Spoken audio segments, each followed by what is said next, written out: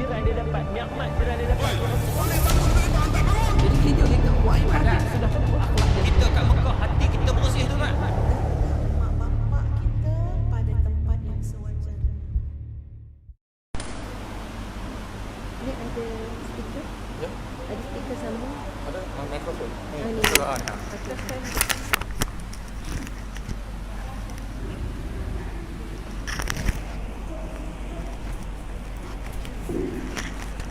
Itu rendah.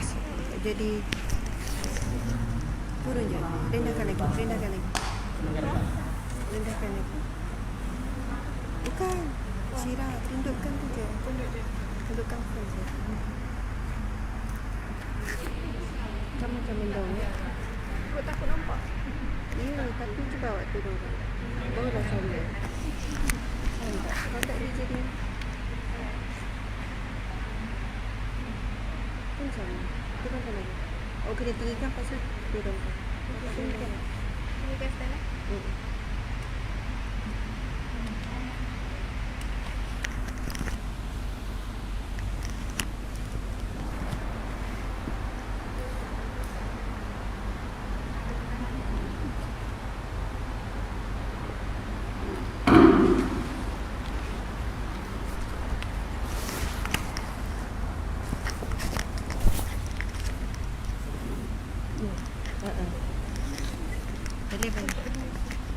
Tak ada MC. Oh. Tak apa. Tak, ni saya cuba ni kalau okey. Sedap ni. Cubaan, subhanallah. Subhanallah, subhanallah. Subhanallah, alhamdulillah, Allahu akbar. Jelas juga deh. Cubaan, subhanallah, alhamdulillah. Subhanallah, subhanallah. Auzubillah minasyaitanirrajim. Okey juga ni kan? Kadang-kadang susah nak dapat yang sedap macam ni. So dia jauh ni okey ni. Boleh lah mula.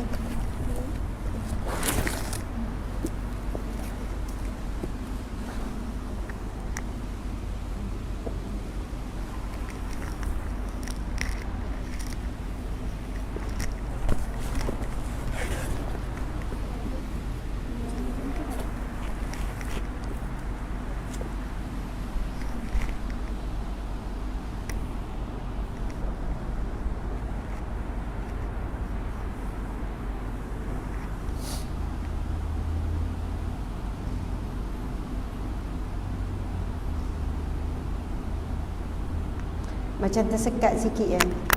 Sebab ada kamera. Tak apa kan? Kamera depan ni. Boleh ya. Macam terhalang sikit ya.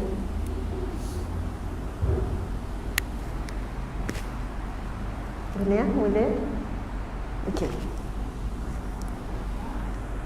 Bukan senang mari program tak ada pengurusi majlis tengok mula.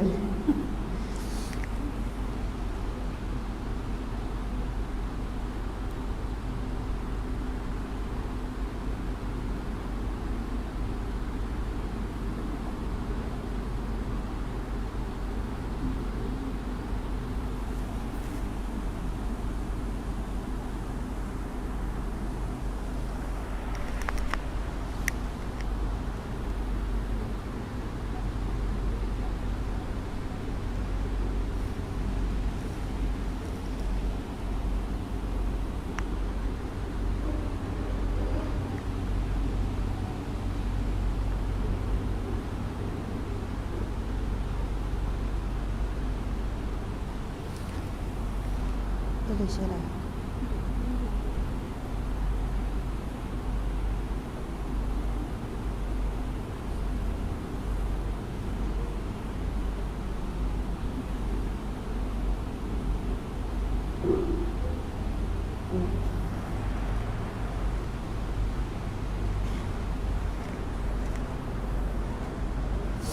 Subhanallah, subhanallah, alhamdulillah, Allahu akbar. A'udzubillahi minasyaitonirrajim. Bismillahirrahmanirrahim.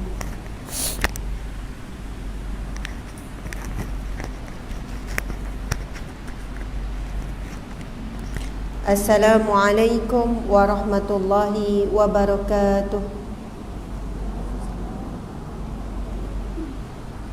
Tahu puasa tu tak larat jawab salamnya. Masya Allah. Sekali lagi ya, insya-Allah muslimat kuat semangat. Dia ada kipas yang bunyi kuat ni. Kan? Ke semua memang bunyi kuat? Terganggu tak bunyi kipas tu? Tapi memang panas kan, jadi kipas tu memang kena buka. Masya-Allah. Tak apa. Subhanallah, alhamdulillah, Allahu akbar. A'udzubillahi minasyaitonirrajim. Bismillahirrahmanirrahim. Assalamualaikum warahmatullahi wabarakatuh.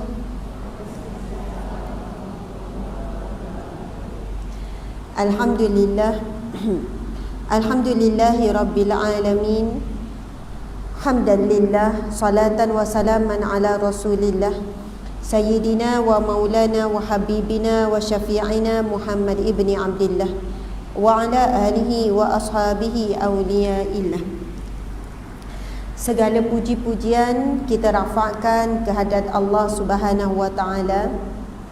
Selawat dan salam buat junjungan agung yang kita sayang, yang kita rindu, yang kita cintai, Nabi Muhammad sallallahu alaihi wasallam. Kemudian kita mendoakan juga rahmat buat para sahabat, para ahli keluarga Nabi, kemudian kepada para ulama, guru-guru kita dan umara, pemimpin-pemimpin kita yang beriman. Subhanallah. Semoga dengan doa kita tadi tu, yang kita selawat selalu tu, kembali semula kepada kita. Itu adalah janji daripada Rasulullah sallallahu alaihi wasallam sendiri. Masya-Allah, itu daripada hadis Nabi. Alhamdulillah, pada petang yang barakah, hari Jumaat yang terakhir dalam bulan Ramadan. Pagi tadi saya di Akademi Leadership Academy di Bandar Einstein. Pagi tadi pun saya ada ceramah. Dah lama sebenarnya tak ceramah bertemu muka macam ni. Dan Allah disikikan pada hari Jumaat 2 kali saya dapat ceramah bertemu muka. Dan mungkin lepas ni peraturan lebih ketat kan? Peraturan lebih ketat sebab hari ni hari Jumaat yang terakhir katanya, mungkin lepas ini lebih ketat, wallahu alam. Jadi muslimat yang dirahmati Allah sekalian, ada juga muslimin yang di luar sana saya nampak kan duduk kat luar, jadi dia bagi peluang untuk muslimat. Alhamdulillah, alhamdulillah. Kerana pada petang Jumaat kita semua berkumpul di rumah Allah. Walaupun ini namanya surau ke masjid ni. Surau An-Najah, Presin 9 Putrajaya. Dan ini antara surau yang terbesar di Putrajaya, betul ke? Nombor 1 ke nombor 2? Ada lagi surau yang lebih besar daripada ni? Ada lagi? Ada lagi ya? Wallahualam, hari tu memang saya ada pergi satu surau besar juga. Tapi bila saya datang surau ni, saya nampak macam besar lagi surau ni. Dengan tempat parking yang besar. Biasa banyak surau dah saya pergi Putrajaya ni, parking pun susah. Kawasan rumah flat. Ini macam betul-betul sebenarnya seumpama seperti masjid. Cuma kapasiti tak cukup lah untuk angkat jadi masjid kan. Dengan keluasan dekat luar, saya rasa kalau rapat-rapat jemaah 1,000 muat kot kan. Tengok tu beranda besar kiri kanan belakang. Nak sampai tadi lama gak perjalanan nak masuk sini kan. Subhanallah, alhamdulillah. Sekarang saya sedang berada, sahabat-sahabat di live, ada yang tengok melalui FB, ada yang tengok melalui Instagram. Sekarang saya sedang berada di Surau An-Najah, yang bermaksud surau orang-orang yang berjaya. Masya Allah, An-Najah maksudnya berjaya. Jadi insya-Allah semua yang hadir, walaupun bukan ahli surau ni, mungkin daripada tempat yang jauh, masuk je surau ni, insya-Allah kita semua berjaya. Nanti kita kupas nak berjaya apa ni. Masya-Allah. Surau An-Najah, Presin 9 Putrajaya. Terima kasih kepada yang berusaha, Datuk Ibrahim Saad, selaku Timbalan Pengerusi Surau An-Najah, Presin 9 Putrajaya. Saya pun tak tahu mana seorang Datuk tu tadi ya. Dan seterusnya barisan ahli jawatankuasa Surau An-Najah, Presin 9 Putrajaya. Banyaklah AJK tu kan. AJK perempuan, AJK lelaki.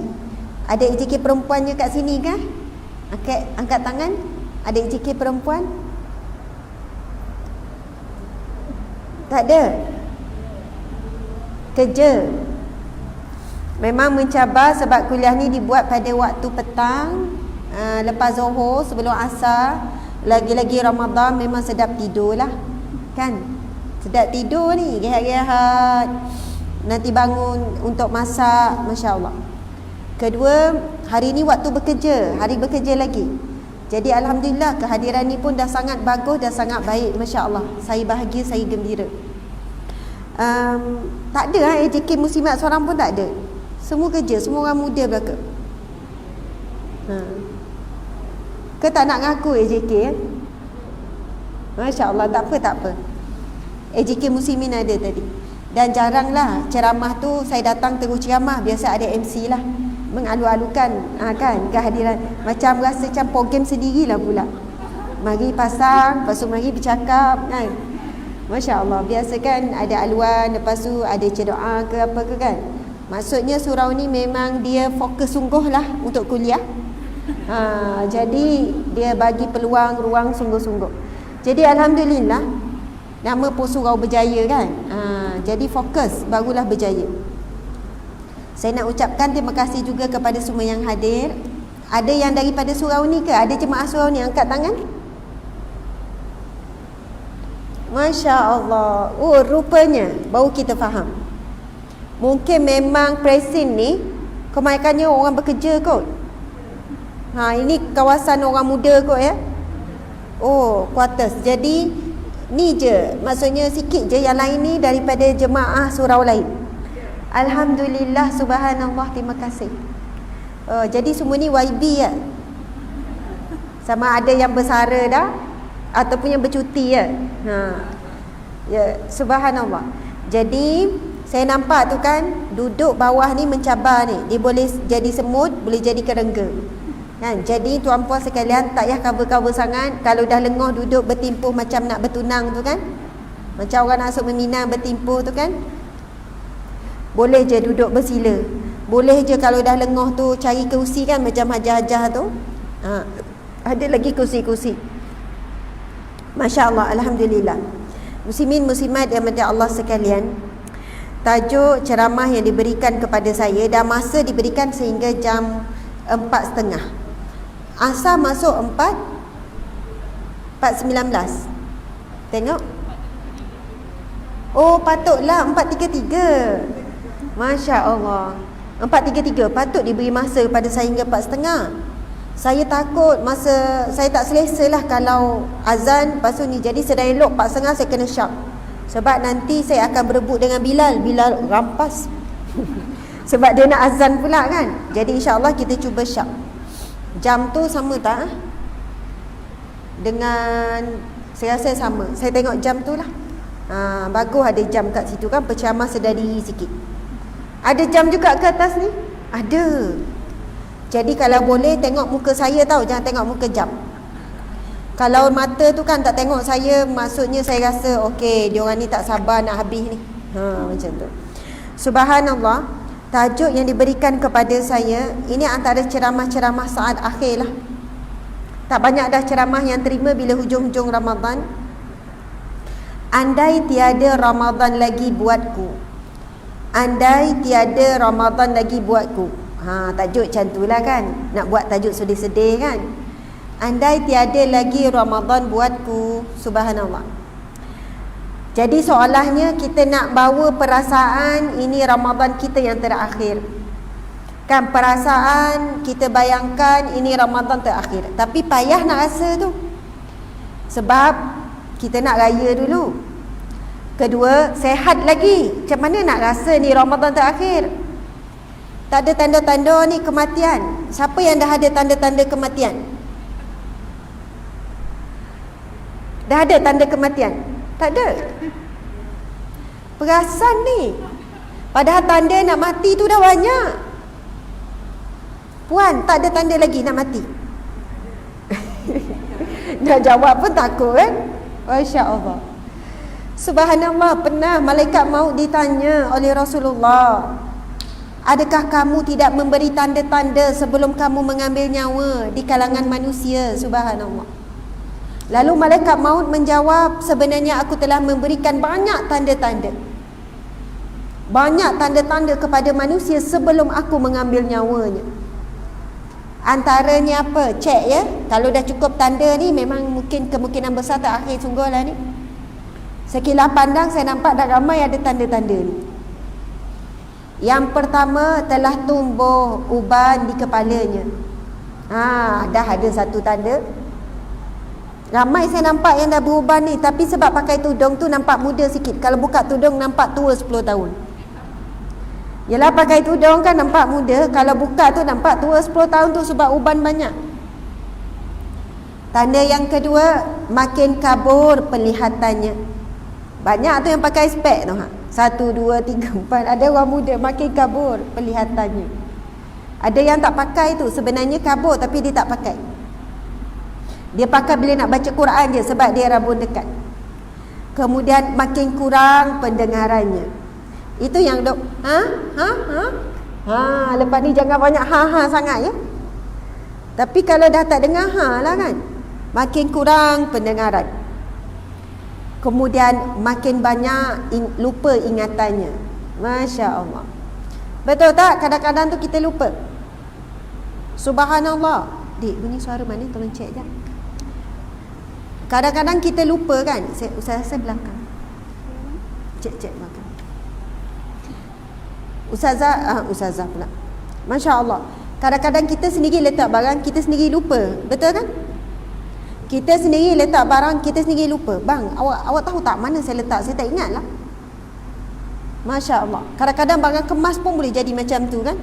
Banyak sangat barang kemas, buka apa semua. Sebabnya sorok celah ni, sorok celah ni. Lepas tu dah lupa, langsung tak jumpa. Masya Allah, Allahu Akbar. Subhanallah. Jadi kalau ada dah 4 ciri tu, dah tak lama dah tu. Siapa dah ada 4 ciri ni? Ya Allah, takut juga nak ngaku kan. Tiba-tiba rasa macam muda. Okey Ustazah, tak ada masalah. Masya Allah. Maksudnya umur kita yang bertambah itu sebenarnya tanda makin dekat dengan kematian. Tidak ada manusia di dunia ini semakin lama hidup, semakin jauh dengan kematian. Sebenarnya semakin kita melangkah mendekati kematian. Memang betul lah kita semakin dekat dengan mati. Masya Allah. Muslimin, muslimat dimati Allah sekalian. Saya nak cerita satu kisah pengalaman peribadi saya.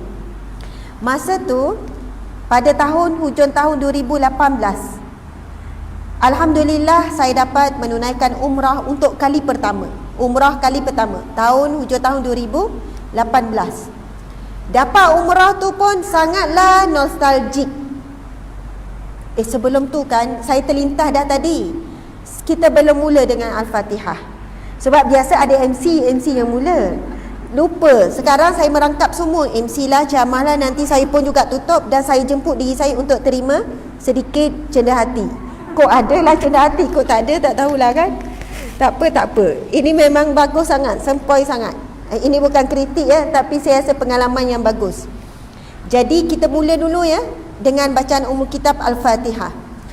A'udzubillahi minasyaitanirrajim. Bismillahirrahmanirrahim. Alhamdulillahirabbil alamin.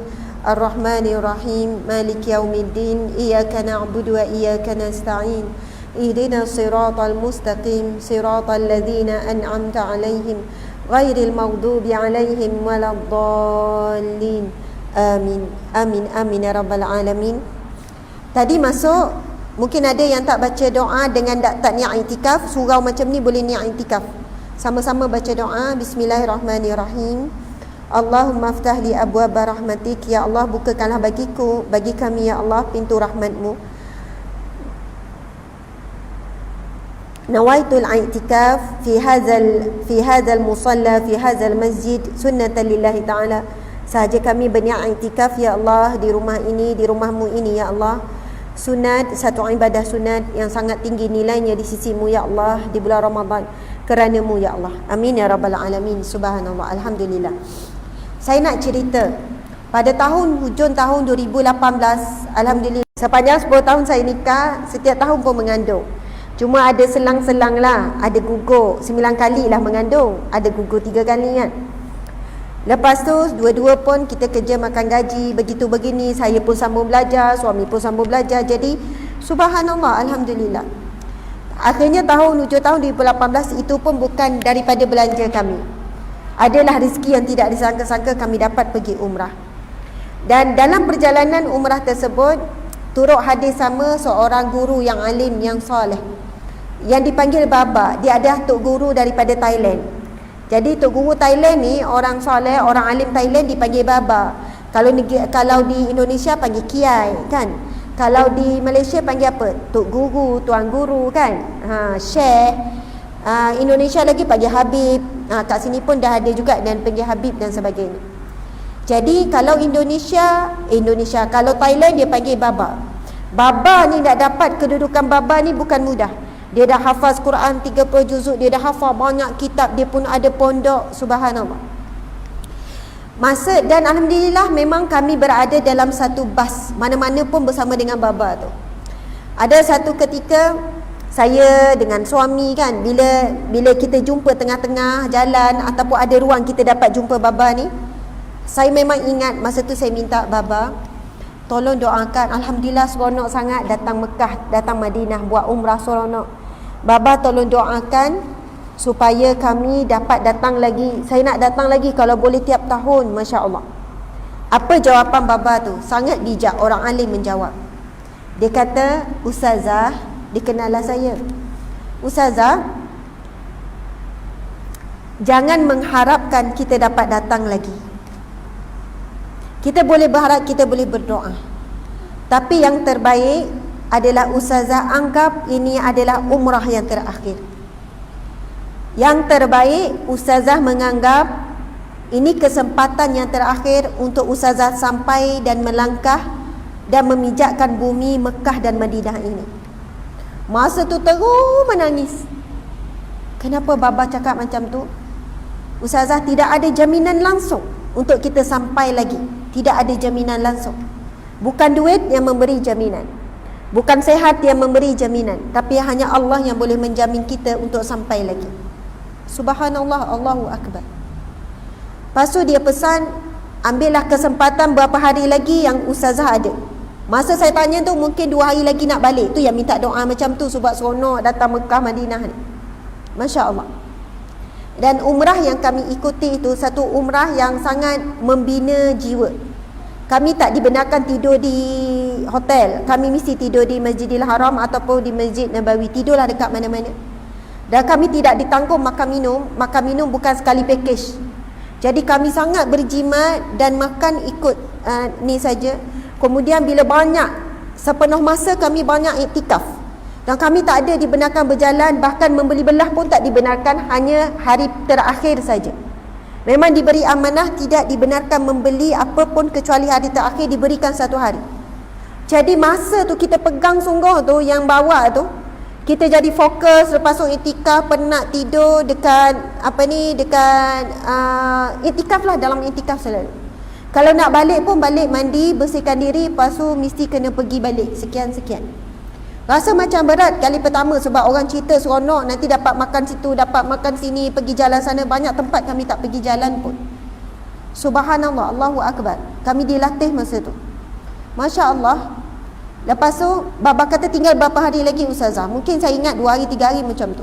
Manfaatkan sungguh-sungguh, perbanyakkan doa, meminta dengan Allah. Ustazah kena fikir ini kesempatan yang terakhir untuk Ustazah datang ke Mekah dan Madinah. Tuan-puan yang mati Allah sekalian, orang alim bercakap macam dia tahu. Pada tahun 2019, ya, kami tak pergi umrah sebab jadual sangat sibuk. Tapi alhamdulillah pada tahun 2020 kami cukup belanja. Masa tu rezeki datang melimpah ruah, Allah berikan daripada banyak sumber. Tahun Mac 2020 kami menunaikan umrah sepatutnya. Menunaikan umrah satu keluarga dengan semua anak. Anak ada 7 orang kan, boleh bawa semua anak. Saya, suami dengan semua anak. Semua dah komplit dah. Semua dah lengkap, pasport, barang semua dah lengkap. Jangka Mac 2013. Ya Allah. Mac 2020 tahun lepas tak? Dan kami juga dapat menunaikan haji. Dapat juga menunaikan haji pada tahun lepas. Kemudian berlaku Covid, Mac semuanya dihentikan. Subhanallah, benar kata Baba tu. Memang itulah umrah yang terakhir sehingga pada hari ini 2018 tu. Dan kita pun tidak ada jamin. Katanya tahun ni pun memang tak boleh lagi. Walaupun ada yang dipanggil nama naik untuk haji, tapi daripada sumber-sumber yang sahih dikatakan tahun ni pun walaupun ada vaksin pun kemungkinan besar tak dapat lagi haji. Adakah kita rasa jamin tahun depan Covid selesai? Wallahu a'lam. Kalau tengok keadaan situasi semasa. Kedua, adakah selepas habis wabak Covid-19, adakah tidak ada lagi wabak yang lain? Sedangkan memang Nabi dah bagi gambaran akhir zaman akan berlakunya wabak berleluasa. Mungkin ada pula wabak lain, ada yang kata dah mutasi dah menjadi wabak yang bentuk-bentuk yang lebih ganas. Wallahu a'lam. Subhanallah, Allahu akbar. Jadi bila saya ingat begitu kan tuan-puan dimati Allah sekalian, memang betul lah apa yang Baba kata tu masa tu. Memang dimanfaatkan, menangis sungguh-sungguh dan fikir masa tu ini peluang terakhir. Tengok Kaabah kan, peluang terakhir. Sebab kami bertolak, kami pergi Madinah dulu kemudian Mekah. Jadi tengok Kaabah tu peluang yang terakhir, masih lagi terakam yang begitu indah. Subhanallah. Muslimin muslimat dimati Allah sekalian, saya cerita kisah yang kedua sebab nak rasa pasal andai tiada Ramadan lagi buatku. Kisah yang kedua, kisah arwah ayah saya. Arwah ayah meninggal pada 10 Ramadan tahun 2017. Maksudnya 2018. Minta maaf, 2018. Cukup 3 tahun. Jumaat malam. Ini hari Jumaat kan? Malam 2018, 10 Ramadan, Jumaat malam. Subhanallah. Kata-kata ayah saya benar. Ini Ramadan terakhir baginya. Dia berusaha juga untuk berpuasa tapi memang tidak ada kemampuan. Memang tak dibenarkan. Ayah diuji dengan kanser. Sampai 3 kanser. Mula-mula kanser esophagus, kemudian kanser paru-paru, kemudian kanser darah. Subhanallah. Tapi pemergiannya sangat indah. Bulan Ramadan, hari Jumaat malam, 10 Ramadan. Sebelum menghembuskan nafas terakhir, arwah ayah sempat bercakap seperti tidak ada langsung tanda-tanda kematiannya. Tak nampak nazak, sempat berkata-kata kepada mak. Masa tu berdua je dengan mak dalam wad tu, dalam bilik tu. Dan bahkan mak saya bercerita, ayah sempat bergurau. Sebab ayah saya ni suka bergurau, pandai bergurau. Orang yang sangat pandai buat lawak. Anak-anak sangat terhibur dengan ayah. Ayah sangat, Masya Allah. Dia boleh buat lawak tu macam budak-budak. Faham tak? Sampai kita kata, ayah janganlah macam ni. Macam saya tak boleh cerita lah, tapi kalau orang tengok macam panggil budak-budak. Maksudnya dia punya lawak, dia punya kelakar, dia punya ceria, dia punya periang, walaupun dia dalam derita, dalam sedih dan sebagainya. Dan bakat lawak tu ada juga pada saya lah. Saya sebenarnya seorang pelawak. Bukanlah raja lawak tu. Memang pandai buat lawak, pandai bergurau secara semula jadi. Daripada saya sekolah rendah, sekolah menengah, orang panggil saya begitulah. Asmat mana? Oh, Asmat yang kelakar-kelakar tu. Macam itulah. Seorang yang suka menceriakan. Kalau bulan Ramadan, arwah ayah saya, dia akan kejutkan anak-anak setiap pagi. Semua anak, 10 orang anak. Dia akan kejutkan dalam pukul 5, dalam pukul 5.30, pukul 5 lah, untuk bangun solat. Dia mesti kejutkan. Dan istimewanya dia kejutkan selepas dia siap masak. Arwah ayah sangat suka masak. Sangat suka masak. Sampai tak bagi mak saya masak. Bukan mak saya malas, bukan mak saya tak nak masak. Ayah tak pandai masak, asalnya nikah dengan mak.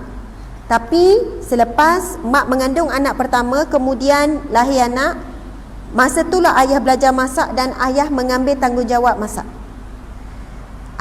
Lauk berbuka lain, lauk sahur mesti ayah bangun dalam pukul 4 pagi untuk masak lauk khas untuk sahur. Takkan ulang lauk sama. Sentiasa begitu setiap Ramadan. Dan ayah tak paksa anak-anak kejut tolong dia masak. Biasanya dia akan kejut lepas selesai dia masak untuk bangun solat tahajud. Itulah hebatnya peranan seorang bapa. Mesti ketuk, saya ingat. Asma, bangun semua, bangun tahajud, bangun buat solat. Bangun tahajud, ayah dah siap masak. Subhanallah, dah siap hidang. Hebat seorang ayah, Masya Allah. Jadi bila Ramadan yang terakhir, Masya Allah, ayah tak mampu lagi untuk masak. Dan ayah tahu, dan ayah kata ini Ramadan ayah yang terakhir. Walaupun ayah tidak mampu berpuasa, walaupun dah tak mampu untuk menyediakan makan berbuka dan makan bersahur, tetapi bila merujuk kepada satu hadis Nabi SAW, barang siapa yang melazimi sesuatu amal soleh namun terhalang kerana sakit ataupun kerana musafir, maka dia tetap dicatat baginya pahala melakukan ibadah tersebut tanpa dikurangi sedikit pun. Hadis yang sahih. Jadi masa tu saya sebut, ayah, walaupun ayah tak puasa, tapi ayah melazimi puasa dengan terbaik, insya-Allah ayah tetap dicatat pahala puasa. Walaupun ayah tak mampu seperti tahun-tahun sebelum ini, sepanjang saya membesar, ayahlah yang masak setiap kali berbuka, ayahlah yang menyediakan makan berbuka puasa. Ayah tetap dapat pahala tersebut. Ayah tetap dapat pahala memberi makan orang bersahur. Dan ayah kalau masak berbuka, ayah masak banyak bagi jiran-jiran. Kadang panggil semua jemaah, penuh rumah, tak ada ruang rumah. Sebab orang memang suka makan masakan ayah saya.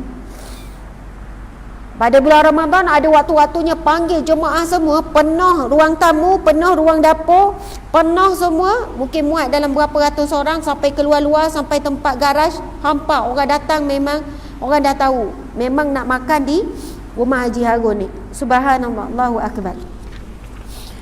Itu Ramadan yang benar-benar terakhir arwah ayah saya. Masya Allah. Tuan-puan yang dirahmati Allah sekalian, kita tinggal berapa hari lagi Ramadan? Hari ni berapa Ramadan? 25 Ramadan. Kalau Ramadan ada 30 hari, maksudnya 5 hari lagi. Kalau Ramadan 29 hari, maksudnya 4 hari lagi. Boleh tak? Kita cubalah. Bukan soalan, kita cuba. Kita cuba menganggap ini Ramadan kita yang terakhir. Kalau kita letak, insya-Allah, ya Allah, insya-Allah tahun depan boleh jumpa lagi, kita tak akan bersungguh-sungguh baki Ramadan yang ada.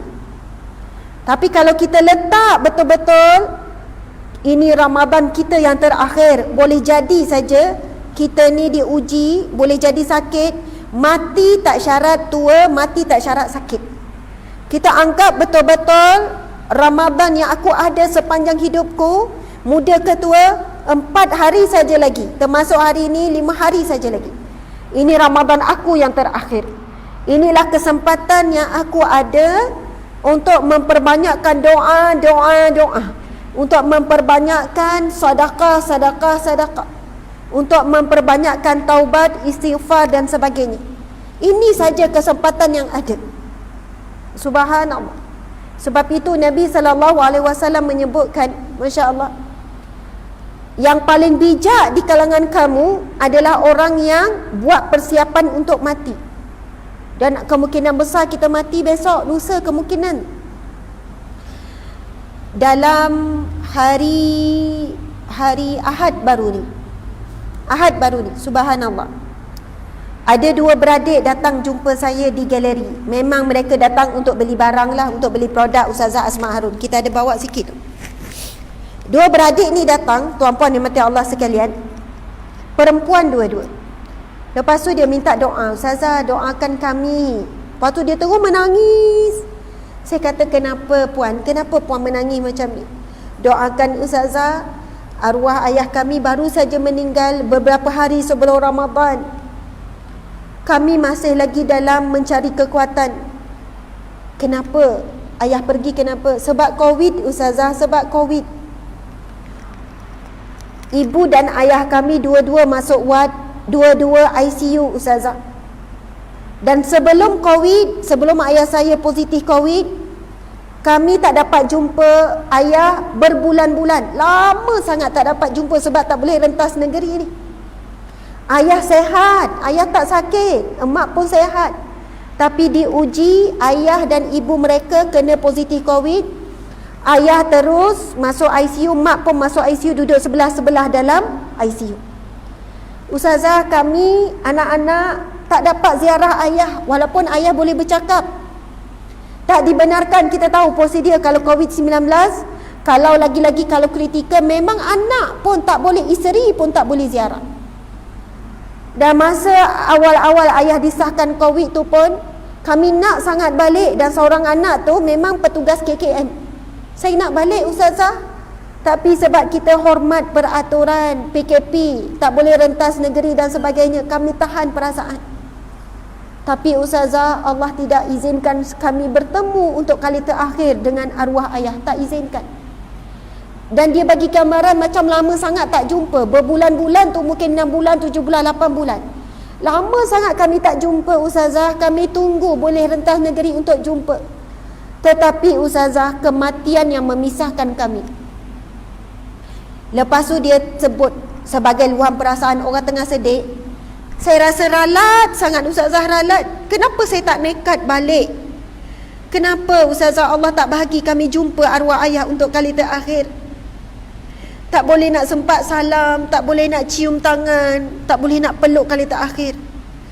Dan dia kata sakit sangat Ustazah, sakit sangat perasaan ni. Bukan kami tak boleh terima ayah meninggal dunia, tapi kami rasa sakit sangat. Kalau dapat jumpa kali terakhir, mudah-mudahan terubat sikit. Kemudian saya pun cerita, saya kata, puan, saya ada 2 kisah pada puan berdua. Kisah yang pertama, kisah saya. Saya juga tak sempat berjumpa kali terakhir dengan arwah ayah saya. Masa tu tak ada wabak apa-apa. Saya nak beri ni kefahaman pada kita, kalau kita ada perasaan ini yang terakhir, kita akan jadi sangat luar biasa. Andai tiada Ramadan lagi buatku, tuan-puan yang mati Allah sekalian, itu tajuk kita hari ni. Saya sebenarnya balik, kan hari Jumaat, ayah saya meninggal Jumaat malam. Sebenarnya suami dah ambil cuti pun Jumaat tu. Saya memang sepatutnya balik pada hari Jumaat tu, dan saya jumpa ayah. Ayah saya meninggal dalam pukul 12 malam macam tu. Kalau ikutkan, memang sempat jumpa arwah ayah. Tapi tuan-puan dimati Allah sekalian, saya ada satu ceramah pada hari Sabtu, dan ayah saya pesan pada saya dah cakap, ayah, Asma balik hari Jumaat, InsyaAllah sempat jumpa ayah. Maksudnya Sabtu Ahad semua tu Isnin Selasa Rabu anak sekolah kan. Jadi hari Jumaat anak balik je sekolah, sepatutnya saya terus bergerak balik. Tapi ayah pesan apa? Asma, jangan batalkan ceramah sebab nak jumpa ayah. Tapi kuat sangat saya rasa nak balik. Tapi ayah pesan, jangan batalkan ceramah sebab ayah. Saya pun kata, macam mana ayah tahu? Memang saya ada ceramah hari Sabtu tu, memang saya nak batalkan. Tapi bila ayah pesan macam tu, saya telefon balik, kita teruskan ceramah hari Sabtu tersebut.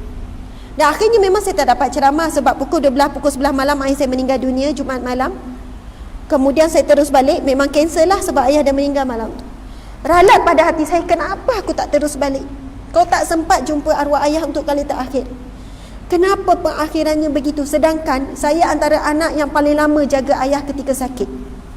Saya ambil cuti, ambil leave, kerja 2 minggu, sebulan jaga ayah. Tapi saat akhir saya tak dapat bersama dengan arwah ayah. Lepas tu saya ada kisah yang lebih menyedihkan. Ada seorang wanita jumpa saya.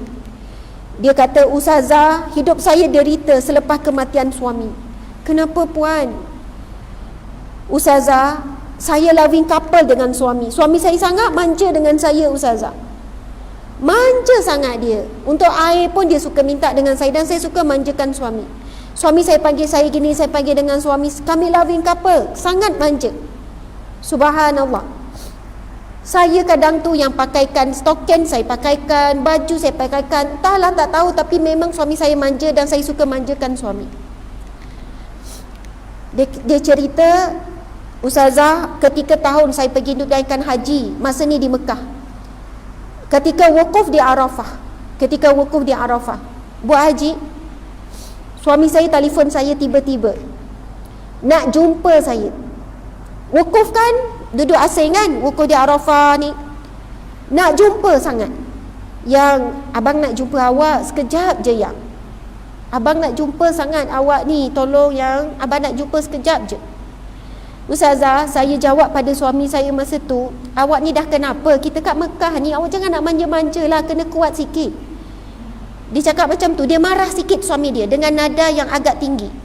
Lepas tu suami kata, yang tolong abang nak jumpa sekejap je. Mana tahu kita dah tak dapat jumpa lagi. Yang dia marah lagi suami dia. Bang, awak ni kenapa macam ni? Jangan panggil macam budak-budak boleh tak? Kita ni tengah wukuf, tengah ibadah ni. Bukan macam kat rumah boleh nak manja-manja. Lepas tu dah. Tak lama lepas tu isteri ni tinggal panggilan lagi, terima panggilan lagi. Suami dia dah meninggal dunia. Tak ada sebab, tak ada apa, meninggal dunia. Dia kata, Ustazah, saya jadi isteri yang baik buat suami saya sepanjang nikah. Tapi akhir kematian suami, saya jadi isteri yang menyakiti hati suami. Allahu Akbar. Saya bila dia cerita macam tu, saya nangis. Tapi saat akhir Ustazah, adalah suara saya sedikit tinggi dan saya marah dia, Ustazah. Adakah saya isteri yang derhaka, Ustazah? Sebab akhir hayat suami saya tinggikan suara. Masya Allah. Macam mana, Ustazah? Apa yang saya boleh buat? Saya dah tak boleh minta maaf. Masa tu suami saya dah kaku depan saya. Saya minta maaf, bang, minta maaf, saya marah awak tadi. Allahu Akbar. Masya Allah. Tuan-puan yang mati Allah sekalian, masa tu saya cuma mampu sebut, saya kata, puan, Allah memberikan perpisahan dan kematian yang sebegini kerana kematian yang sebegini memberi bekas dan kesan yang lebih dahsyat dalam hati kita. Sebab ada orang bercerita kepada saya berbeza pula. Ustazah, saya rasa puas, lega. Sebab akhir kematian suami saya, atas riba saya sempat memimpin suami saya untuk syahadah. Kan itu kematian yang macam perfect lah, perpisahan yang sempurna. Akhirnya isteri ni bercerita dalam keadaan yang lega, rasa macam perpisahan yang sempurna, kan? Jadi bila ada perpisahan yang tragis macam tu, dia lagi memberi kesan yang membekas. Ustazah, sampai hari ini, Ustazah, saya tak lupa setiap kali lepas solat, mohon ampun bagi suami saya, mohon ampun bagi saya, walaupun dah lama, Ustazah. Sebab apa? Kesan perpisahan yang tragis tu. Saya cerita dekat 2 orang anak tadi yang kata sedih sangat perpisahan dengan ayah. Kenapa Allah tak izinkan jumpa sebelum ayah meninggal dunia berbulan-bulan. Saya kata, puan, bila perpisahan yang sangat menyakitkan begini, rindu puan pada ayah, arwah ayah lagi dalam. Dan insya-Allah puan tak akan tinggal doa untuk arwah ayah kerana rindu yang sangat dahsyat.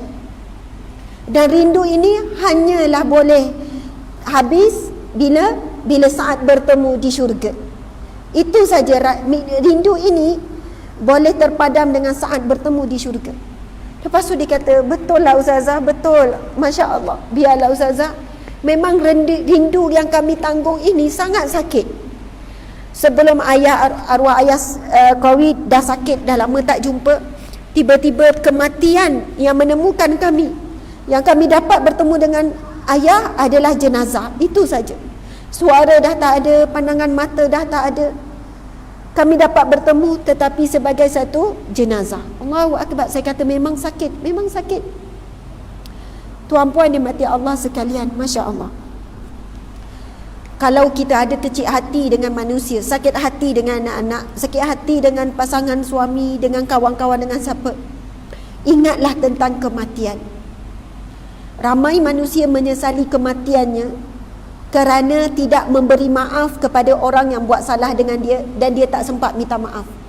Sebab ia tidak akan selesai melainkan hisab di mahsyar kelak. Kalau kita merajuk kecil hati macam mana dengan suami, ambil tangan suami, cium, minta maaf. Pasal perhitungan siapa salah, siapa betul, letak tepilah. Orang yang ingat mati, dia tolak tepi. Walaupun jelas-jelas suami yang salah, walaupun jelas-jelas anak yang salah, maafkanlah.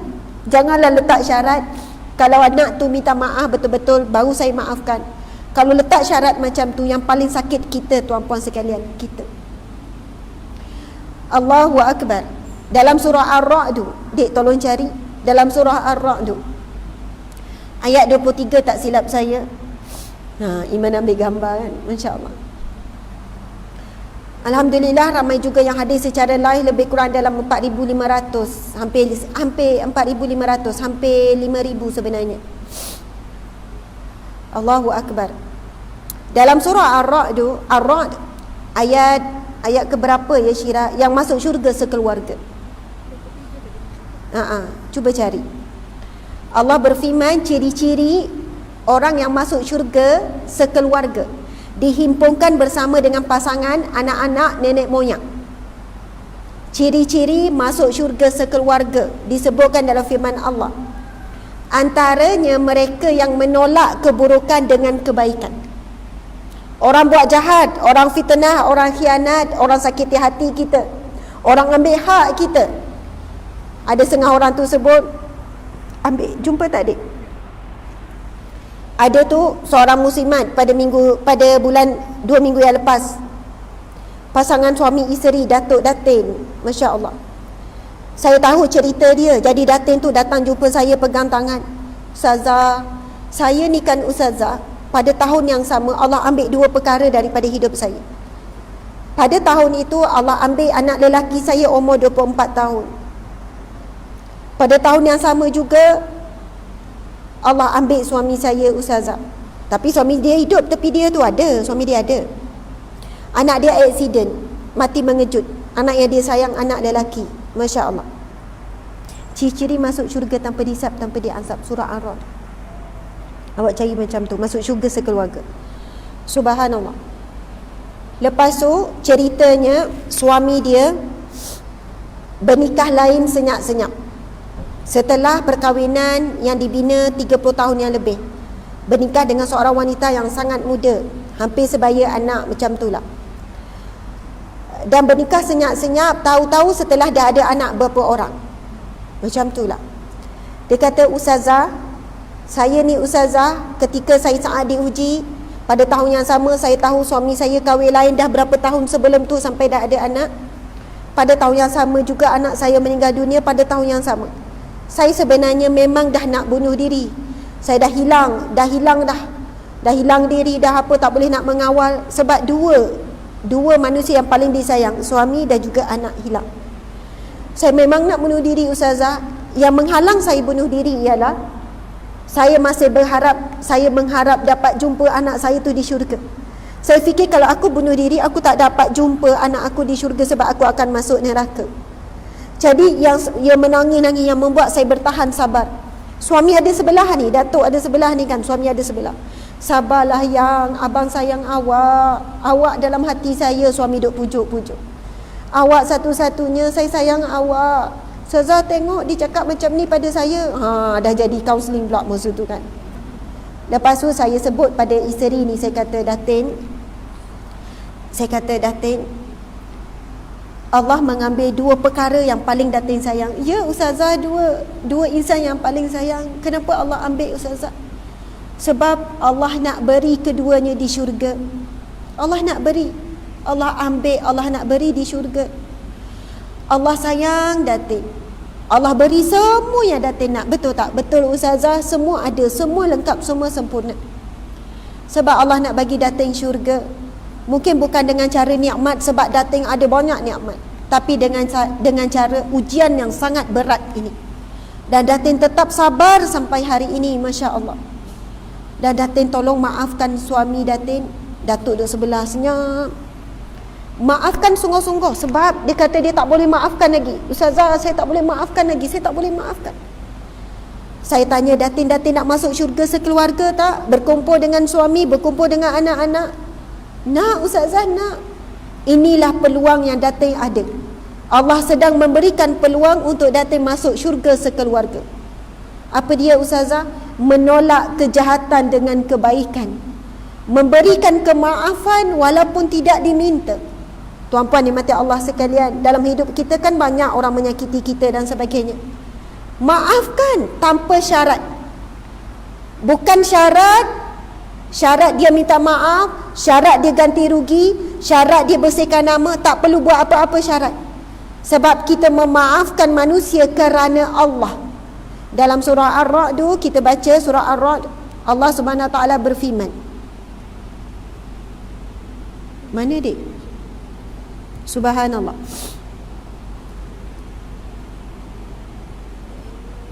Surah Ar-Ra'd ayat 23. Dek, dia kena ayat daripada sebelum tu lagi, ayat 21, 22. Awak cari je surah Ar-Ra'd dan terjemahan. Sebab yang ni dah Subhanallah. Subhanallah. Cari je surah Ar-Ra'd. Nanti Ustazah klip cari. Okey, muslimin muslimat dimati Allah sekalian, nanti kita boleh cari surah Ar-Ra'd ayat 21, cerita tentang ciri-ciri masuk syurga tanpa masuk syurga sekeluarga. Nanti kita muhasabah sikit. Okey, baiklah, tinggal 10 minit lagi, 4:30 saya kena berhenti sebab azan asar selepas itu. Okey, dah jumpa. Ayat 21 surah Ar-Ra'd. Ar-Ra'd. Okey, subhanallah. Ayat 22 dulu. Okey. Walladzina sabaru bitigha'a wajhi rabbihim wa aqamus salah wa anfaqu mimma razaqnahum sirran wa alaniyah wa yadra'una bil hasanati sayyi'ah ulaika lahum uqbaddar. Maksudnya, dan orang-orang yang sabar kerana mengharapkan redha Tuhan mereka semata-mata. Ciri yang pertama yang akan masuk syurga yang masuk syurga sekeluarga, mereka yang sabar kerana mengharap redha Allah semata-mata. Masya Allah. Ada orang dia boleh sabar tetapi mengharapkan sesuatu daripada manusia. Contohnya, Ustazah, saya sabar Ustazah dengan suami saya. Moga satu hari nanti suami saya berubah Ustazah. Lepas tu ada orang pula jumpa saya, Ustazah, dah 20 tahun saya sabar dengan suami saya. Tak berbaloi sungguhlah saya sabar. Perangai dia sama je. Subhanallah. Ustazah, 30 tahun saya besarkan anak saya. Ini balasan anak saya. Saya sabar, membesar, mendidik, susah payah Ustazah. Allahu Akbar. Yang saya nak sebut ialah, sabar kita akan diuji oleh Allah. Adakah benar-benar kita sabar kerana mengharapkan redha Allah? Sebab itu kadang-kadang bila orang yang sebut begini, saya kata, puan, kalau puan sabar tanpa syarat, bukan syarat suami berubah barulah berbaloi. Sebab kalau puan tetap sabar kerana Allah, dan walaupun sampai akhir kematian puan suami tetap tak berubah, puan tetap redha, insya-Allah puan akan dapat masuk syurga sekeluarga, berkumpul dengan ibu ayah. Hebat kedudukan orang ni. Sebab disebut dalam firman Allah, bukan dalam sekadar hadis Nabi. Dan orang-orang yang sabar kerana mengharapkan redha Tuhan mereka semata-mata. Sabar tanpa syarat. Subhanallah. Bayangkan macam ni, kalau doktor kata, puan puan akan sembuh, insya-Allah puan akan sembuh, dengan syarat operation sikit, dan nanti lepas operasi akan sakit, lepas tu akan sihat.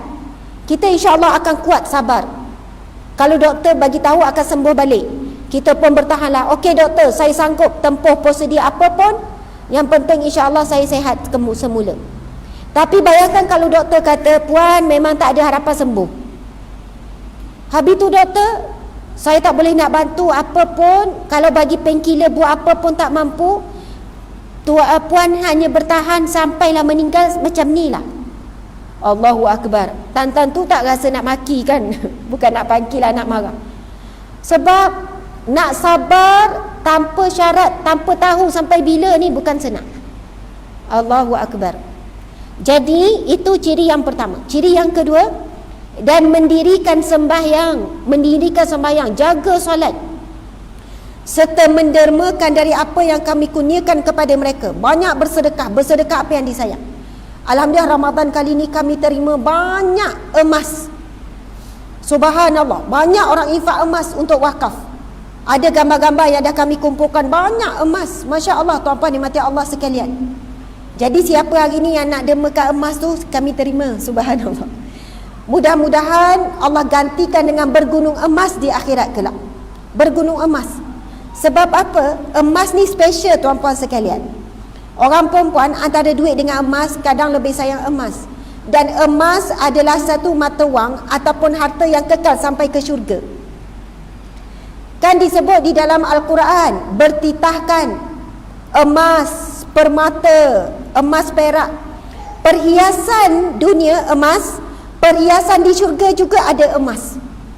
Sebab itu Allah berfirman di dalam Al-Quran, kamu tidak dikatakan benar-benar memberi, membuat kebajikan ataupun benar-benar membuat kebaikan selagi mana kamu tidak memberi di jalan Allah apa yang kamu cintai. Jadi kalau benar kita menganggap Ramadan ini Ramadan yang terakhir, kita mungkin akan beri seutas, dua utas, wallahu alam, ataupun sebetul cincin selain daripada duit, wallahu alam, bagilah kepada siapa-siapa ataupun kepada surau ni.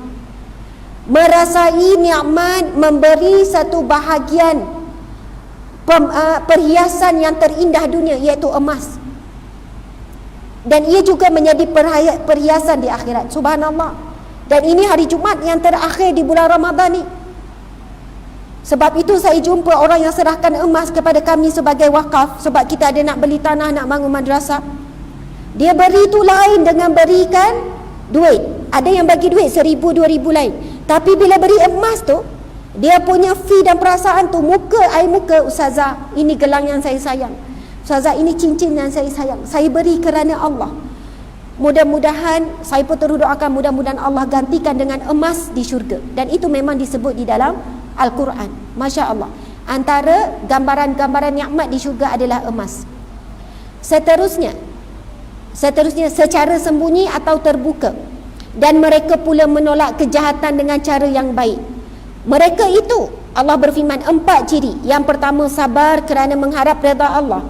Yang kedua, mereka yang mendirikan salat. Yang ketiga, mendermakan, sama ada sembunyi ataupun terangan, disebut dalam ni ayat 22 ni, mendermakan apa yang Allah kurniakan kepada mereka, sembunyi ataupun terangan. Dan mereka pula menolak kejahatan dengan kebaikan, tak balas.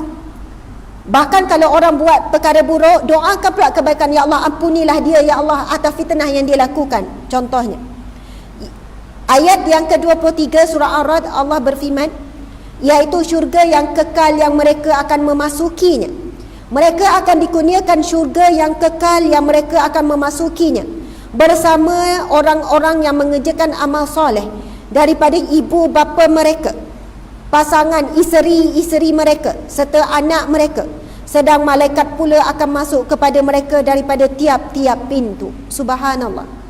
Tuan-puan sekalian, kita tak akan bahagia masuk syurga seorang-seorang kalau pasangan tak ada, kalau ada anak yang tercicir, kalau mak ayah tak ada, kalau adik-beradik tak ada, kita tak akan bahagia. Dan kebahagiaan yang sebenar adalah bukan berkumpul di dunia. Kalau sekarang dah sedih sangat tak dapat jumpa, tak kumpul hari raya, sedih kan? Tapi tidak ada yang boleh membatas, kesedihan yang lebih dahsyat, luar biasa. Tak ada yang lebih dahsyat kesedihan kalau tak dapat berkumpul di syurga kelak. Jadi subhanallah, sebagai kesimpulan, berusahalah kita tuan-puan dan mati Allah sekalian untuk berkumpul di syurga sekeluarga dengan 4 amalan yang disebutkan dalam firman Allah tadi. Yang pertama, bersabar semata-mata mengharapkan redha Allah. Kalau tak nampak pun hasil daripada sabar tu saat di dunia, tak apa, sebab kita sabar tanpa syarat, sabar kerana nak redha Allah. Yang kedua, tetap teguh mendirikan salat. Yang ketiga, iaitu mendermakan sebahagian daripada harta yang Allah beri secara sembunyi atau terang. Dan yang keempat, menolak kejahatan manusia dengan kebaikan. Subhanallah. Mudah-mudahan bermanfaat. Andai ini Ramadan yang terakhir, dan andai ini Jumaat yang terakhir bagi Ramadan, kita akan buat yang terbaik, sebab hari Jumaat adalah waktu yang mustajab doa berkali ganda. Kita ada berapa jam saja lagi dalam berapa jam puasa dan berapa jam hari Ramadan, hari Jumaat ini. Jadi siapa yang nak transfer, nak infak, nak derma, buatlah sebelum maghrib ni sebanyak-banyaknya. Masya Allah. Sebanyak tu masjid ni, surau ni pun kita bagi surau itu, surau ini, sebanyak mungkin tempat. Jadi di masyarakat kelak banyak masjid yang menjadi saksi. Jangan fokus satu saja. Kalau NGO pula, NGO Sahabat Amakir di bawah Sahabat Ustazah Asma buat, NGO ini pun bagi, NGO ini pun bagilah, yang ni RM10, supaya banyak bercabang-cabang. Subhanallah, infak kita. Lepas tu, yang terbaik dalam hadis Nabi SAW, sesungguhnya sedekah seseorang yang memberi kepada yang jauh, tetapi dalam waktu yang sama ada orang yang terdekat memerlukan, maka Allah tak pandang. Allah tidak pandang mereka yang memberi sedekah kepada orang jauh dalam waktu yang sama sedekah orang terdekat. Jadi saya nak sebutkan, kalau siapa nak bagi duit, nak bagi hadiah, nak bagi infak, kepada ibu ayah dia hari ni lah, ataupun tak sempat hari ni, esok lusa kan. Hari ni yang terbaik lah, hari Jumaat yang terakhir Ramadan. Siapa yang nak bagi kepada anak-anak, ada anak-anak yang susah sekarang lah. Maksud saya, sedekah yang paling afdal adalah kepada orang terdekat. Tapi kalau dah bagi pada orang dekat, tahu pula ada tok saudara yang susah, ada sepupu sepapat yang susah, ada adik-beradik yang susah. Walaupun adik-beradik tu menyakitkan hati kita, ada suami kita yang susah, bang, ini saya bagi pada awak simpanan saya tahu awak banyak hutang, ini ikhlas saya bagi. Itu jauh lebih afdal di sisi Allah berbanding kita beri kepada yang jauh. Cari yang terdekat dulu, cari jiran-jiran yang susah, kemudian kita bagilah kepada yang jauh. Subhanallah, alhamdulillah, sekadar itu tuan-puan dimati Allah sekalian. Mohon maaf salah dan silap. Terima kasih. Wabillahi taufiq wal hidayah. Assalamualaikum warahmatullahi wabarakatuh. Masya-Allah. Kak Ros datang, Kak Momeza ada? Muzmema. Nama dia susah sikit. Masya-Allah. Alhamdulillah, sekian. Dah bagi salam tadi ya? Dah. Wabillahi taufiq wal hidayah. Assalamualaikum warahmatullahi wabarakatuh. Sebab tak dengar jawab tu. Okey, terima kasih semua. Salam Jumaat yang terakhir Ramadan. Alhamdulillah. Oh tak. Subhanallah. Kan? Sebab nak asar lah. Masya-Allah. Alhamdulillah, terima kasih banyak kepada semua. Alhamdulillah berkali mengarahkan mungkin kemarahan merawat saja sebenarnya. Memang sepanjang bulan Ramadan ini memang mencapai bulan besar dan kedaratan. Terima kasih juga pada semua muslimat yang hadir pada petang Jumaat ini. Memang kita faham petang Jumaat ada yang kerja. Ya, faham.